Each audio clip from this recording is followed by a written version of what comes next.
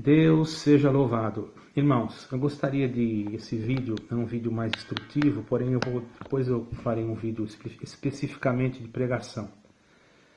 Isso também trata do cristianismo, irmãos, porque há muitas divergências, pensamentos, ideologias a respeito das mulheres, a respeito das roupas. E nós devemos, para nós partirmos desta essência, nós temos que conhecer. Para nós sabermos o que acontece no presente, nós temos que ter um pouco de conhecimento do passado, certo, irmãos? Então, nós sabemos que o mundo, quando Deus criou Adão e Eva, colocou no jardim, ele colocou mais ou menos numa região da Mesopotâmia. Mesopotâmia, porque ali existiam dois rios. Se eu não me engano, o rio Eufrates e o rio Tigre, certo, irmãos? São dois rios famosos que desciam, não é?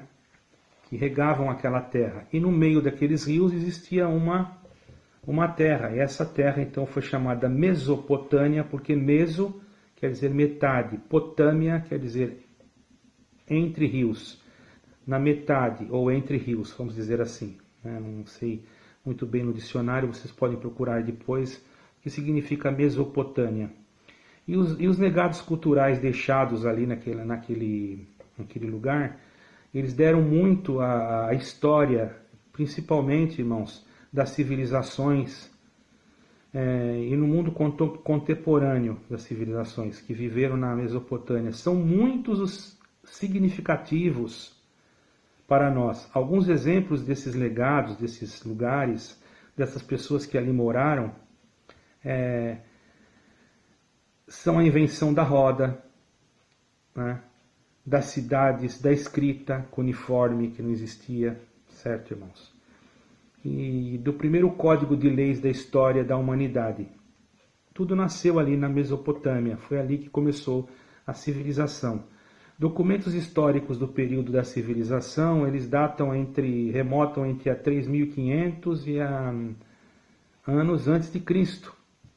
E nós chamamos isso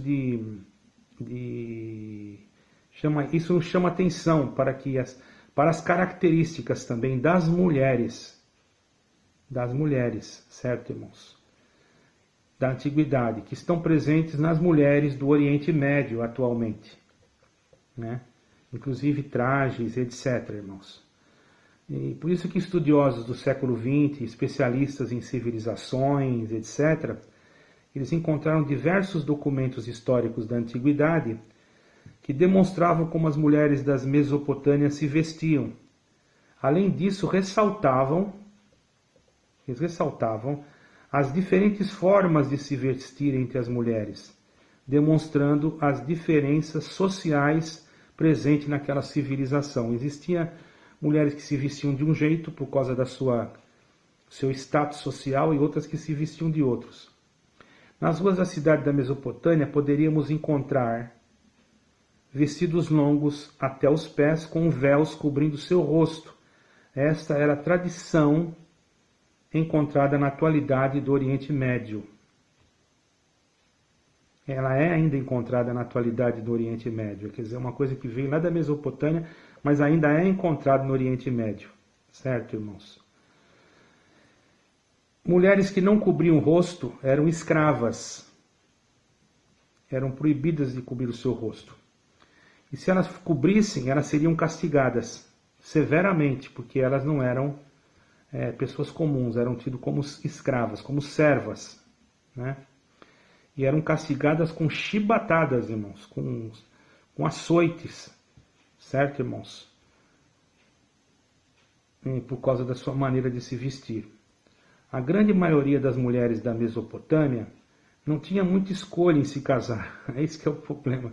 Elas sofriam muito, porque elas se tornavam, ou elas se casavam, ou tornavam-se concubinas. Outra escolha era tornar-se sacerdotisa ou dedicar a sua vida à religião. E geralmente, quando era casada, o pai era que escolhia o esposo que tinha que casar com a sua filha. Geralmente era assim, certo, irmãos? Então nós temos que entender estas coisas, irmãos. Certo? Se nós não entendermos essas coisas, nós vamos ficar um pouco confundidos. na segunda parte desse vídeo, essa aqui é uma primeira parte, eu vou entrar numa segunda parte, explicando sobre as vestes do homem e da mulher, certo, irmão? Para que vocês possam entender. Um momentinho, com licença, que eu vou tomar um pouco de água.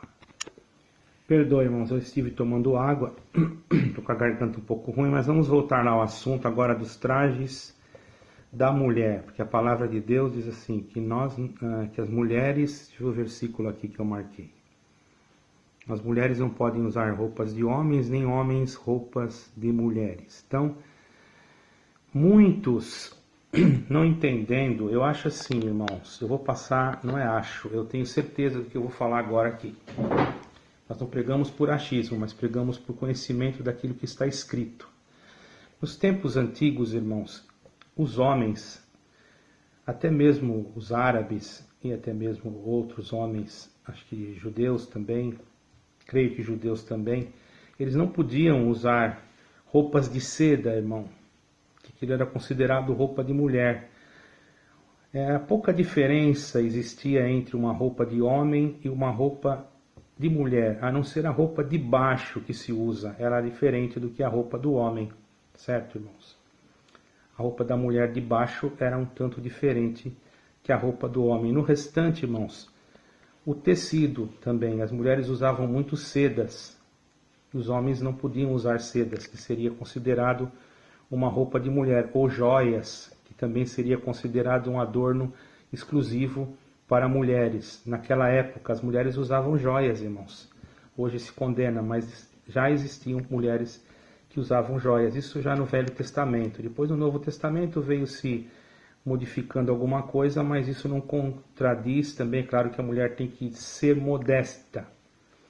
Então, quando Deus se referia a não usar roupas de homens e a mulher não usar roupa de mulher, Deus falava naquela época dentro daquela cultura que existia.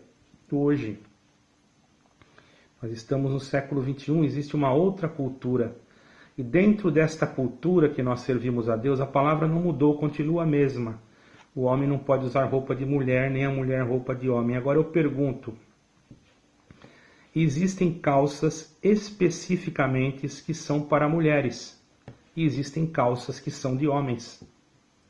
São feitas aquelas calças, são calças, mas são para mulheres. Se alguém for dizer assim, não, mas não pode. O que não pode é deixar o corpo ser retratado com essas roupas, a ponto de trazer uma sensualidade, irmãos. Não quer dizer que se a mulher usar uma calça que não traga sensualidade, que ela vai estar pecando diante de Deus. Agora é lógico, irmão, se ela está em uma igreja que tem esse dogma, eu já não vou dizer doutrina, vou dizer dogma. Isso, irmãos, ela vai rapidamente, quando ela for nessa igreja, ela vai colocar a roupa que realmente a igreja quer que ela coloque. Não por causa da salvação dela, é porque ela respeita o dogma da igreja, ou da casa de oração que ela vai. É a mesma coisa. Um homem usar bermuda. Tem muita gente que condena, mas onde que está escrito isso? Que o homem não pode usar bermuda. Eu particularmente sei de lugares que os homens são obrigados a usar bermudas por causa da profissão deles. Eles vivem mais dentro d'água. Se vocês forem lá na Ilha Bela, tem uma ilha lá para frente da Ilha Bela, que eu não me lembro o nome agora, que só vai de barco. E lá existem igrejas que os homens são todos pescadores e a maioria deles só usam bermuda, porque eles só vivem dentro d'água pegando peixe. E não é por isso que eles são condenados. Então, olhar a roupa com uma definição de doutrina salvística é um erro gravíssimo. Porque hoje existem camisas de homem, camisas de mulher, roupas de homem, roupas de mulher. Então, não teria lógica eu entrar dentro de uma loja feminina e comprar uma camisa para mim. Porque aquela camisa é feminina, todo mundo vai perceber que é uma camisa feminina. Não teria lógica você entrar dentro de uma loja feminina e comprar uma roupa para você usar por baixo. Porque você sabe que aquela roupa não é não é para o homem. Você tem que entrar uma loja masculina para comprar uma roupa para você usar por baixo.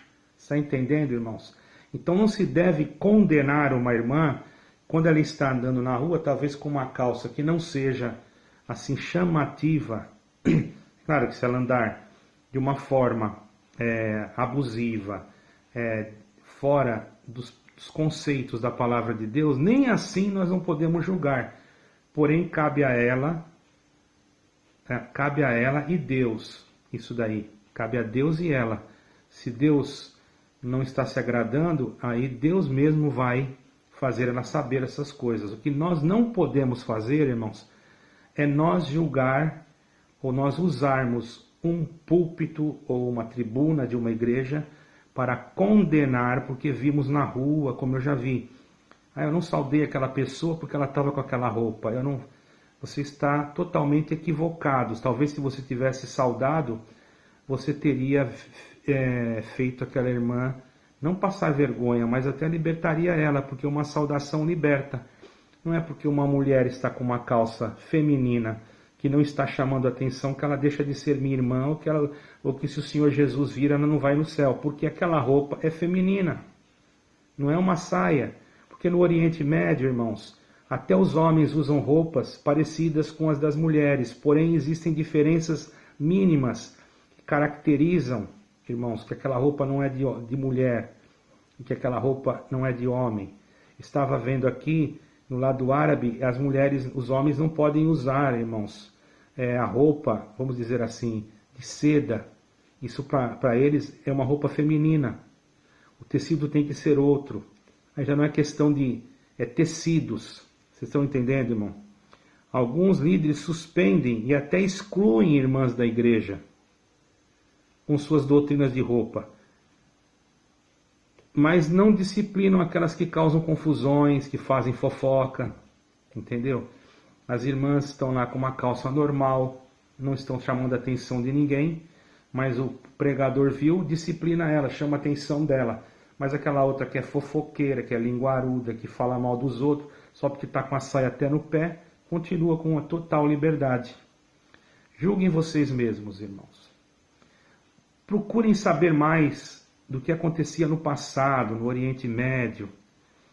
Se vocês vissem hoje o Senhor Jesus andando, como ele andava naquele tempo, com aquelas roupas que ele andava, ele não andava de paletó e gravata, irmão. Para começar, esse negócio de paletó e gravata não quer dizer santidade. Mas tem que ter um paletó e gravata. Você sabe por que inventaram essa gravata aqui, ou essa daqui? Você sabe por quê? Eu vou te explicar. Essa gravata aqui, ó, tá vendo aqui? Tem os botões, ó. Os homens inventaram ela para cobrir os botões da camisa, irmão. E muitos não sabem. Porque antigamente se usava, no princípio mesmo, se usava só aquela gravatinha borboleta. Então, como os homens acharam, a moda mudou, eles acharam melhor ter uma gravata que cobrisse os botões da camisa, certo, irmão? Que é essa aqui, que cobre os botões da camisa. Mas não quer dizer que eu estou de gravata, que eu sou melhor do que aquele que prega sem gravata. Isso não tem nada a ver, irmão. Onde que está escrito que o Senhor Jesus usou gravata, que ele usou terno? Outra coisa, aonde está escrito que o Senhor Jesus pregou em pé? Às vezes ele se punha em pé na sinagoga, mas a maioria das vezes está escrito ele se sentava no monte e a multidão se sentava ao redor dele. São tudo coisas, irmãos, que é do momento, não são doutrinas que devem ser aplicadas. Não é que também, se a pessoa não pode ficar em pé, por algum motivo de enfermidade, nós vamos dizer que vamos condená-lo. Né? É a mesma coisa aqueles que dizem, eu gosto de orar só ajoelhado. Tudo bem, é importante, é melhor orar ajoelhado. É melhor, eu acho mais bonito, eu acho mais respeitável. Porque diz assim que todo joelho se dobrará. Mas os irmãos querem saber um mistério, irmão? Quem é que não dobrou o joelho ainda na presença de Deus? Eu provo para vocês que todos já dobraram. Ou consciente ou inconscientemente. Porque eu pergunto para vocês, vocês já viram um homem, um ser humano, nascer andando? Se alguém já viu, escreve aí no comentário. O ser humano nasceu andando. Ele saiu do ventre da mãe dele e já nasceu andando. Não. Ele não sabe andar. Você coloca ele lá, ele fica lá. Só que tem uma coisa. Daqui a pouco, irmão, ele vai crescendo. Ele já não vai só ajoelhar. Ele vai rastejar. Está rastejando. Quer queira, quer não, Deus é presente em todo lugar. Ele está rastejando na presença do pai e da mãe e Deus está vendo. Ele já está rastejando na presença de Deus. Daqui a pouco ele começa a andar de gatinho, com o joelhinho dobrado. Ele já está de joelho dobrado na presença de Deus. Então não adianta, irmão, dizer para mim que não, porque todo joelho já se dobrou, inconscientemente. E depois, se não quiser se dobrar mais, nunca mais vou me dobrar, problema dele, mas ele já dobrou um dia, inconscientemente. E nós, conscientemente, quando vamos orar, dobramos o nosso joelho. Mas se nós estivermos em pé, a nossa oração é impedida, eu provo para os irmãos que não. Os irmãos já leram em 18 salvo erro, de Mateus? Os irmãos já leram? Em 18 de Mateus? Vamos lá em 18 de Mateus, bem rapidamente. Né? 18 de Mateus, deixa eu ver. Eu acho que é 18 de Mateus, onde que fala aqui? O fariseu e o publicano.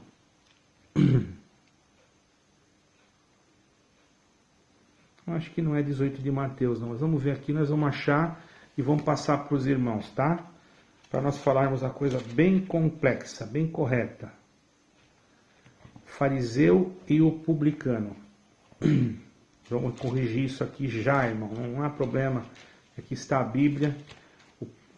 Que homem é que não erra? Às vezes a gente esquece um versículo, não é? Por isso nós temos a Bíblia aqui do nosso lado, para nos dar o respaldo daquilo que nós estamos falando. Né? E se nós fôssemos decorar ou falar alguma coisa escrita, lida, era fácil, já estava com tudo marcado. Se bem que não é errado também. Né?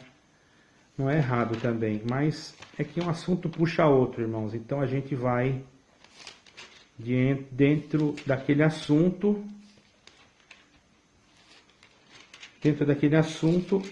buscando para que a maior compreensão, né, seja, os irmãos possam entender diante de Deus aquilo que nós estamos querendo explicar, certo, irmãos? Publicano.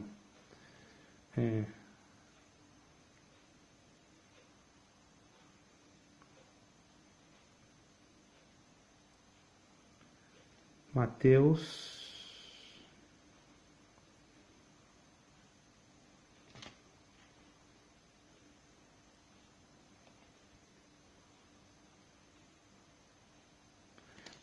Lucas 18, não era Mateus, tá, irmãos? Perdoem. Vocês estão vendo? Nós não estamos com nada decorado, por isso nós estamos falando aquilo que vem no momento, para que os irmãos possam entender. Né? É Lucas, correção, né? Uma correção, Lucas 18, vamos lá, para o vídeo não ficar muito longe, que já está 18 minutos. Tem muita gente que às vezes não tem paciência de ver até o fim, com razão, porque tem compromissos. E eu não vou tirar a razão de vocês, ok? Eu também tenho compromisso de falar com veracidade aquilo que está escrito. Não são obrigados a concordarem comigo, porque eu não sou dono da razão. Certo, irmãos?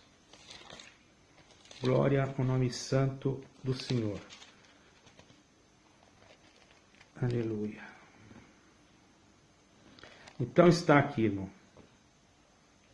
Lucas 18, a partir do versículo 9, diz assim: E disse também esta parábola: uns que confiavam em si mesmo, crendo que eram justos, e desprezavam os outros. 2 homens subiram ao templo a orar, um fariseu e outro publicano.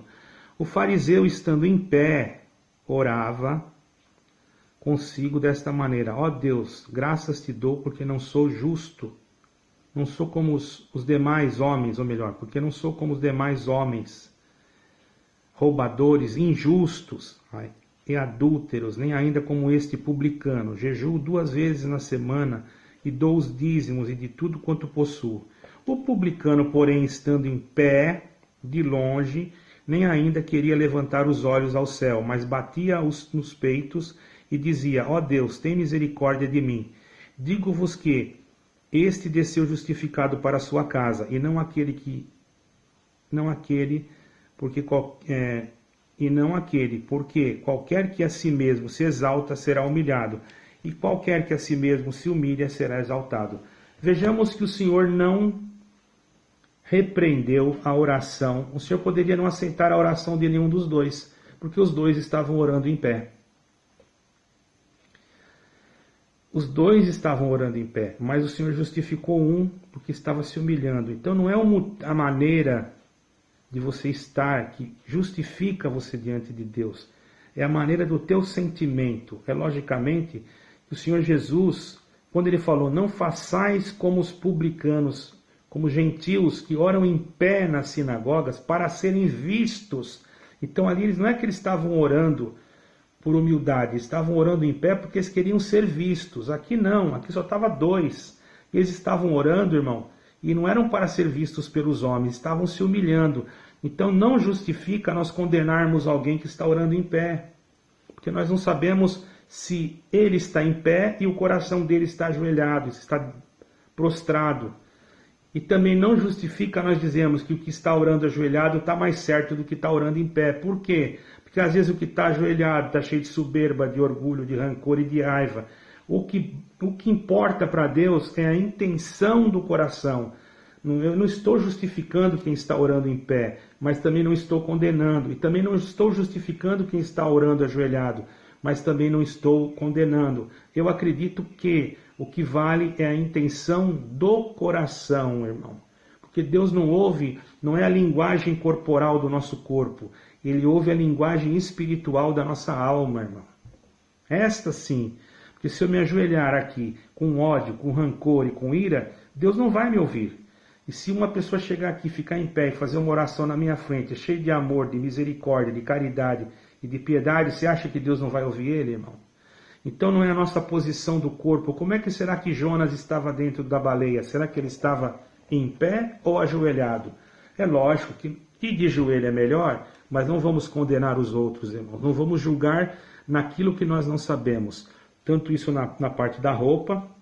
Eu creio que as irmãs que têm que ir numa igreja, que usam saia só na igreja, ela não deve ir com uma calça, ela deve respeitar a doutrina da igreja.